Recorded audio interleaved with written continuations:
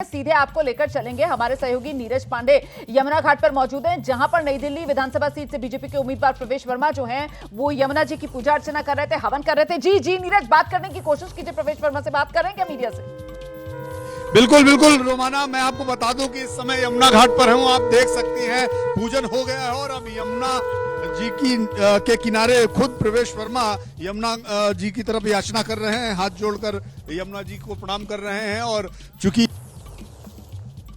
बोले ना, लेकिन हाँ बैठ दे। एक मिनट बात करने की कोशिश भी करते हैं।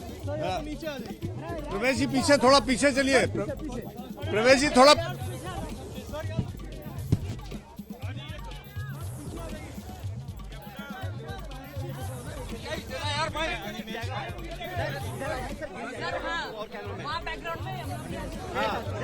कैसे घूम जाओ भैया?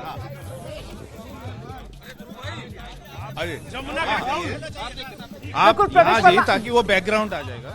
मीडिया के सामने अपनी बात रखेंगे, इसका अंदाजा यहां पर लग सकता है नीरज, क्योंकि वो कैमरे और मीडिया कर्मियों से कह रहे हैं कि थोड़ा सा व्यवस्था बना लीजिए और उसके बाद वो एक साथ सबसे बात करेंगे। यहां पर नई दिल्ली विधानसभा सीट और अरविंद केजरीवाल की जबरदस्त घेराबंदी प्रवेश वर्मा की तरफ से की गई है। हर मुद्दे को लेकर प्रवेश वर्मा आक्रामक अंदाज में अरविंद केजरीवाल पर सीधा निशाना साधते हुए नजर आए हैं। वादे पूरे न करने से लेकर यमुना के पानी की सफाई का मुद्दा जो है वो लगातार इस दिल्ली विधानसभा चुनाव में गर्माता हुआ हमने देखा। हालांकि इसको लेकर आम आदमी सुन लेते हैं। आज प्रवेश वर्मा यमुना मैया के घाट पर आया हूं, यमुना मैया से आशीर्वाद लेने के लिए कि हमें शक्ति दो, हमें आशीर्वाद दो कि हम आपको साफ कर सके।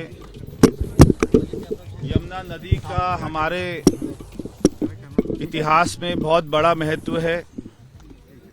ये केवल कोई साधारण नदी नहीं है, ये बहुत ही पवित्र नदी है जिसको हम इनकी पूजा करते हैं।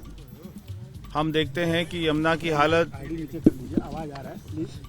क्या हो गई है, इसलिए आज चुनाव के दिन में मैं यमुना माँ से आशीर्वाद लेने आया हूँ कि हमें आशीर्वाद देना माँ, यहाँ पर दिल्ली में एक अच्छी सरकार बनाइएगा ताकि हम आपको साफ कर सके, हमें इतनी शक्ति दीजिएगा। 27 साल बाद लगता है कि बीजेपी कमबैक करेगी इस बार। ये सब ईश्वर का आशीर्वाद है। दिल्ली के लोगों को समझ आ रहा है कि 11 साल से एक झूठी सरकार उनके बीच में थी जो केवल सपने दिखाती थी मगर कोई काम नहीं किया, और उसका सच हमारे पीछे है। बार बार उन्होंने कहा कि मुझे एक मौका दीजिए, मैं सारी यमुना मैया को साफ कर दूंगा, यहाँ पे डुबकी भी लगाऊंगा, मगर कोई काम नहीं हुआ। ना तो कोई भी प्रोजेक्ट रिपोर्ट है, ना कोई भी प्लानिंग है, ना कोई भी बजट है, ना कोई भी मीटिंग है, ना कोई भी रोड मैप है। और वो अभी भी कहते हैं कि मुझे एक मौका और दीजिए। इस बार मैं दिल्ली की जनता से हाथ जोड़ के प्रार्थना करना चाहता हूँ कि एक एक सीट भारतीय जनता पार्टी को जिताइएगा, कमल का बटन दबाइएगा आज के दिन, ताकि हमें दिल्ली में ना केवल यमुना मैया को तो साफ करना है बल्कि बहुत सारे काम करने हैं। तो इसलिए आज के दिन में मैं सारे दिल्ली वासियों से प्रार्थना करूंगा कि कमल का बटन दबाइएगा। यमुना के मामले में एफआईआर भी लॉन्च हुआ है केजरीवाल के अगेंस्ट, जो उन्होंने कहा था कितनी चुनौती मानते हैं प्रवेश?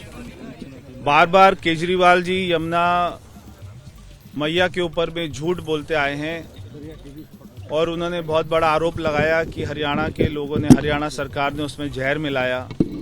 बार बार ऐसी गंदी राजनीति से उनको बचना चाहिए था। उनको दिल्ली की जनता ने 3 बार वोट देकर भारी बहुमत से विजय बनाया था।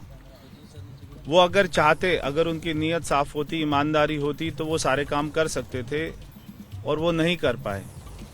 इस बार दिल्ली के लोगों ने ठाना है कि पूरी दिल्ली में भारतीय जनता पार्टी की सरकार बनानी है, और मैं आपको विश्वास के साथ कह सकता हूं कि नई दिल्ली जो हमारी विधानसभा है उसमें भी 8 तारीख को कमल खिलेगा और अच्छी भारी बहुमत से मिलेगा।